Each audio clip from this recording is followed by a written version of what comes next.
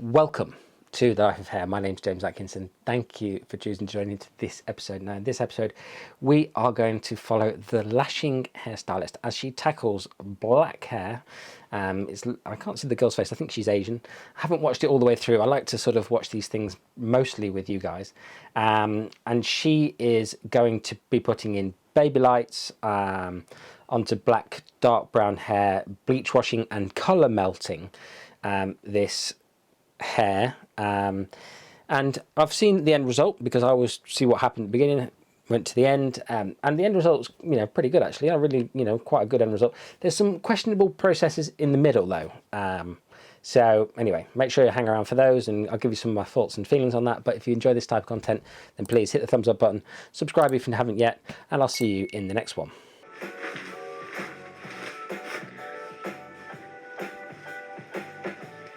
So what she used to have is a bleach and tone, and then the most recent time that I touched up her hair was with baby lights, and then now the top is pretty much grown out, so we're just gonna touch up the roots. And I'm also going to... So one thing just before she goes into it, you can actually see there's some breakage here in this zone there. And there is, you see bits of breakage throughout. That's just something to remember for a bit later that we'll talk about as we go through this particular technique. On her behalf and mine, I have to apologise for the music. I can't get rid of the music, sorry, it's on her video. It's driving me mad, but anyway, we're gonna have to go. But just quickly, while I've paused it, taking a parting that is incorporating their parting is a smart move, because obviously that's where they're going to see the colour most of the time, in their parting. So it's definitely worth thinking about that as a thing, when you're pre-sectioning your colours, and if you want all of the detail in that area, or the area where they're going to see, and you're going to pour the most energy into that, that's never a bad idea. That's not, yes, do a great job everywhere else, but the bit that they're going to see has got to be bang on, hasn't it? Let's be real. Pull the hair tight, and then for the baby lights, what I do is weave an extra fine section, because you want everything to blend. And with her hair, she likes her balayage super heavy and super light, so I'll probably be doing a lot of back-to-back foils. So put that against the scalp, take your bleach. Okay, this is not a balayage. This is not a balayage. It will look like a balayage at the end, but it's not a balayage. Balayage is sweeping colour onto hair. You cannot balayage level 3 hair to a level 10. It is not possible. Just don't even consider it. This is a foiling technique. The reason it's a foiling technique is because they want maximum amount of lift onto her hair. End of story. So do not be confused by this being a balayage. It's not. And run it down.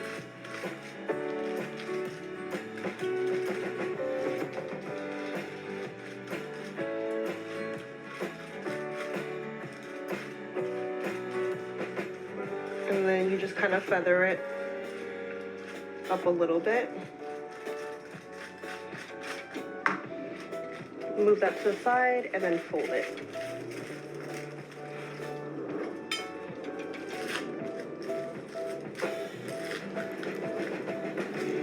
And then what I like to do is fold the corner just so it secures the hair so the foil does not move. So that is your first section. Okay, so on to the next section. So you're just gonna do the same thing, part the hair in a diagonal form,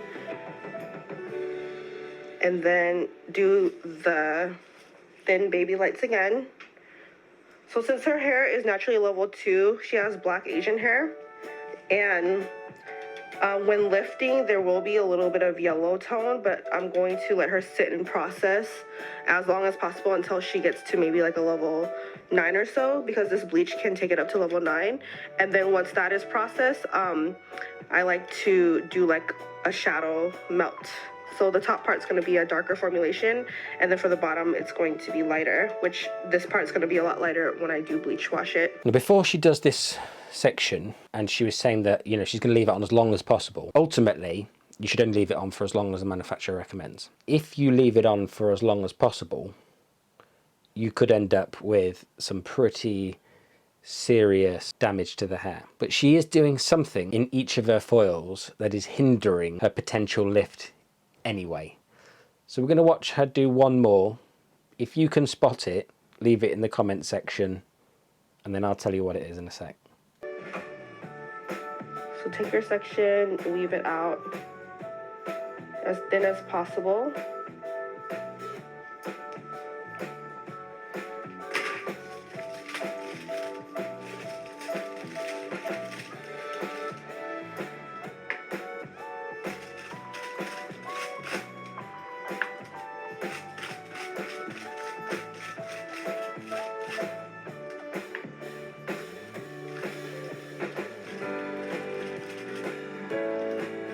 And then you see how I'm painting like this. I like to get the bleach on first, and then after that, I take the brush vertically to make sure I get all the hair saturated that's in the foil. And then blend it down to here, stop, and then take my comb. And if you do have previously bleached hair, just push it to the side and then fold the foil up. And then do the same that you did earlier, fold the sides. So now I'm just... Okay. Do you know what it is? Well, the first thing is, she said make the weave as fine as possible. That was not a fine weave. That was like a medium stitch. I mean, fine is paper thin, right? So that's the first thing. The thickness of your sections will determine how well or not well your hair lifts. That application was heavy, and then she does a very good job of moving the hair around to get good saturation through that section, but she's doing that because it's very thick. And the second thing is, and the most important thing of all, is that she is not getting anywhere near enough bleach into that section. You can still see the majority of the hair through the section. That is never going to lift well. It's just not got enough power from the lightener in there. So you've got to saturate inside that packet to make sure you maximize the lifting potential of that product within the manufacturer's recommended guidelines. I'm just going to continue all the way until I get to a certain area, and then I'll let you guys know when to stop. So now that we're at the top, you have one small little corner left right there. So I like to just leave that out until later. And then what you're gonna do is flip her to the other side and start doing the other side in diagonal partings the same way, and then stop when you get to that little triangle. So I just finished using my 20 volume developer bleach, and also since I'm not using heat today, I'm gonna bump up the bleach to the next volume for 30. So just turn on your weighing scale, put 30 grams of bleach powder in your bowl, and then use your 30 volume developer up to 120. Okay, before she starts, she did 30 grams and then she did 120 grams of peroxide. That is 1 part bleach to 4 parts peroxide. That is going to be some incredibly weak bleach. I mean, incredibly weak. She's going to have to leave that on there for hours to have any hope. I mean, she's bumped up to 30 volt, of course, because the more peroxide that you put into the bowl, the weaker the powder becomes, and the power is in the powder. The powder is the alkaline part. The peroxide is acid.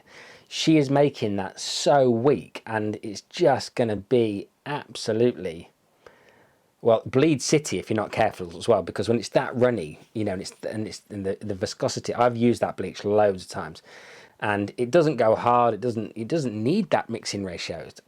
You know, maximum she should have put probably 60 mils of peroxide into that powder, but she didn't need to do that, and nowhere on the manufacturer's guidelines would it recommend a 4:1 ratio. Now that you're at the top and you have the 2 triangles, just combine them together and you'll have one huge triangle. And I like to save this part for last. Now that we're to the side of the head, what I like to do is take it in diagonal partings, going this way, starting from the sideburn. You always want to get the sideburn because a lot of people miss that. So okay, I'm not exactly. I do that. I leave that triangle section at the crown. I'm not sure why you'd leave it till last. That doesn't really make sense to me in my mind. It's if you need to wash the whole back out, for example, then you've got this triangle of hair that you did last, or whenever she's going to do that triangle of hair, that's then on a completely different time zone to the sides and the back. I don't know. That doesn't make sense to me. Just do that triangle section. If you do this technique, just do that triangle section and let it process, and then you can just take the whole back out at that clean line that you've cut from the back of the ear all the way across the top. I mean, look, I'm not here to say anything's right or wrong, but from the perspective of being able to remove the colour in quadrants, accordance to the timings of, you know, it being ready, and also finding, you know, you could end up washing out one bright orange section because you forgot that triangle, you know, there's just lots of reasons probably not to do that. I'll just go ahead and section this out first.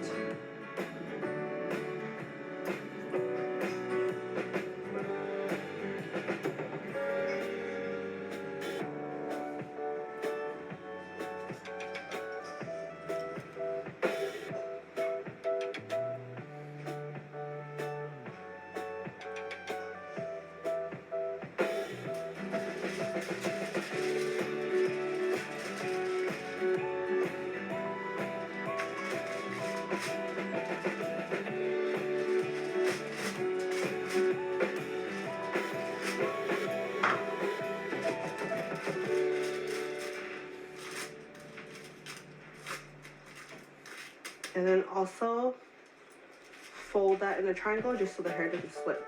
Because there's so little hair here, you definitely want to fold it.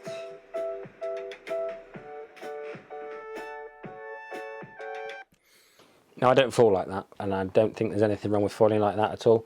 That diagonal fold across there, that's quite interesting, you know, to secure their hair from slipping. Because obviously there's hair in that foil further down, so it's like trapping the hair in that diagonal backwards fold. Interesting.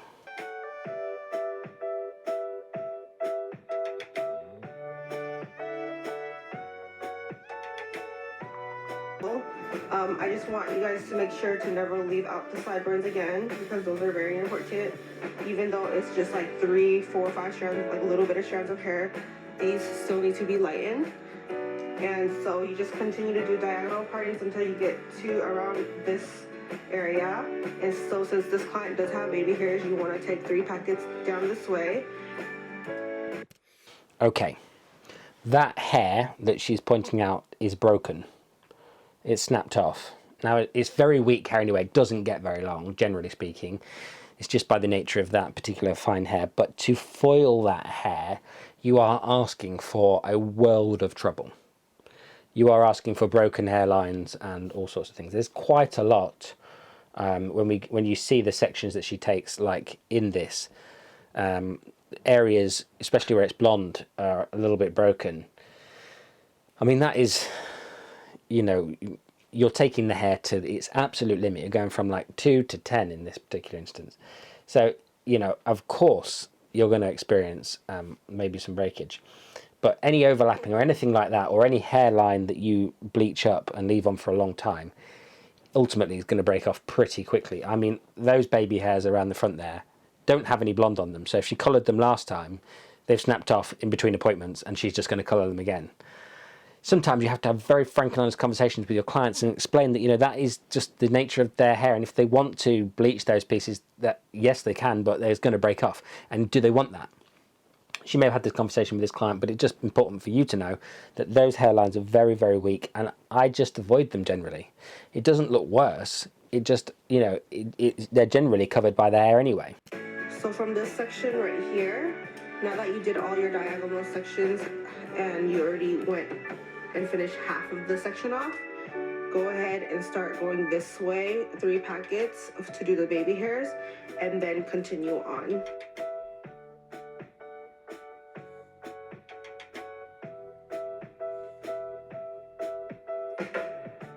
Now that we're at the front section, I want to show you guys how I do this. So how I like to do it is maybe like 3 or 4 back-to-back folds in the front, because I always want the facial framing to pop the most. So since she has baby hair in the front right there, I probably will be doing 4 back-to-backs.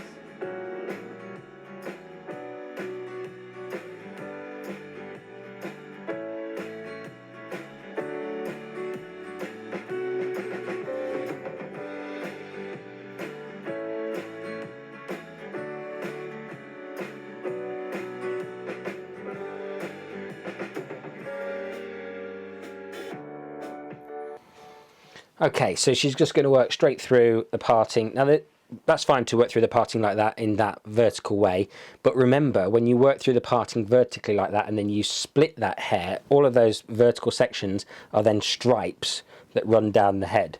So that's something to remember. If you get stripy highlight results, it could be because you're doing vertical sections straight through the parting.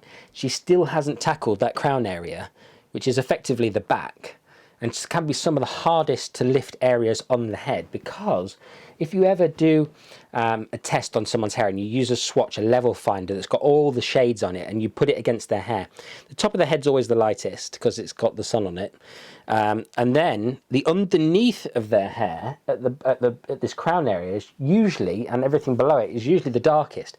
So that's another reason to start in the back. But to leave that crown area out till last is going to delay this entire process, because that is going to take a while to lift now. Bleach wash it in the shampoo bowl, but since I'm showing you guys, I'm just going to take each section and beat this on wet hair. I'm going to only leave this on for a couple minutes and then have her rinse it out. So she's bleach washing the hair to remove the old toner. Not exactly sure why she's doing that. She's just adding damage to the hair because obviously it's already very bleached, and we could see some light breakage through there as she was going through that technique anyway. So doing this is only going to increase the potential for it to break in the future.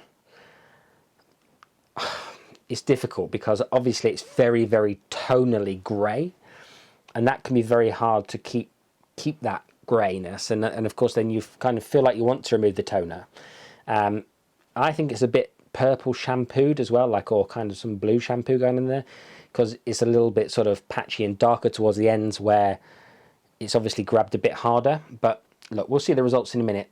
This is just dangerous. That's what I'm pointing at, is that this can go really wrong. And she's only going to leave it on for a couple of minutes, but you know, you just have to be really aware that if you're going to strip out a toner on hair that's this bleached, you are dicing with death of their hair, obviously, not death of them. And then we're going to apply the toner. So I'm just stripping out any old color she had in her hair and just lightening up just a tad bit more.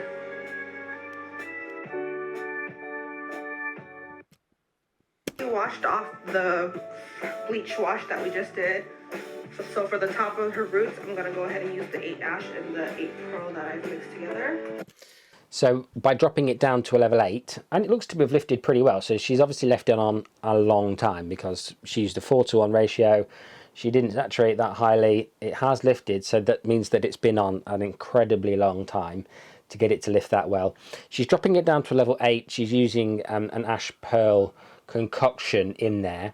So those stripy, you know, highlights where you foil through the parting become less stripy, because as you reduce the contrast comparative to the root area, it becomes less of a problem to do kind of chunkier techniques. So that's why a lot of balayage techniques are very heavy, because you're going to maybe tone them down at the root area and it's not going to seem so apparent, you know. So that's something to bear in mind. Let's see how she pops this toner on. Again, usually I would do this in the shampoo bowl, but since I'm recording and showing you guys, I'm going to be putting it in a squeeze tube and doing it this way.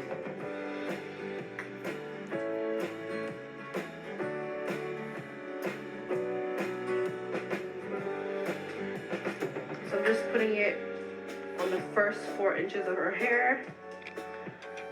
After you're done applying the 4 inches of the root area, what I like to do is kind of blend it down a little bit before I add on the 9 Pearl shade onto the bottom. So she's saying that she would normally just throw it on all over and comb it through. I'm sure that has its quirks, you know. That can be quite haphazard. This is probably a much better way of doing it this way, because she's actually controlling the sections and she's hand blending it. This will probably turn out better than her normal results. And if you are doing things at the backwash, and I'm not saying there's anything wrong with it because a lot of salons do it, it's just that you can't control the results as well, because you can't get to the hair, even if you get them to sit up, you know, and you just... I just recommend that you get them back to the chair. She goes through this quickly and she saturates it really nicely. So let's see the end result of her applying. I'm going to let this process for 15 minutes, and in 15 minutes you'll see that everything is going to develop. So here's the finished result. Really, really nice end result there. There's lots of processes that she went through that maybe were a little bit overkill or slightly unnecessary, like the bleach powder thing. She could have just done a lower ratio and got a quicker result. You know, the whole blonde washing the ends.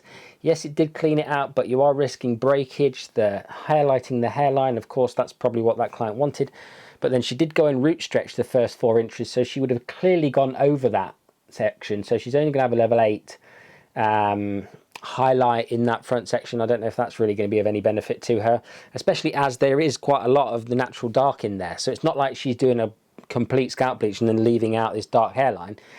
If you're doing back-to-back foils and then you've got this dark hairline, that could look a bit strange, but it doesn't make sense in this instance. Let's see if we can see the front, because I've only ever actually seen this from the back. So I had to take her outside because it was getting very late, but I just want to show you guys her blend. Super beautiful baby lights. How's the color look?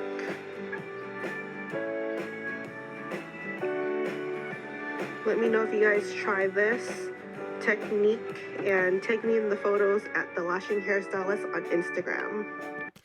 Well, she doesn't see the front, so if you do this technique and it works well and you followed this tutorial, then please do go over to the Lashing Hairstylist on Instagram, or go and subscribe to the Lashing Hairstylist, link down in the description below. Thank you very much to the Lashing Hairstylist for your YouTube videos. And remember, guys, we can always level up. No matter how good we are, how good we think we are, we can always level up. We can always change our processes to make ourselves more time efficient and more effective hairdressers.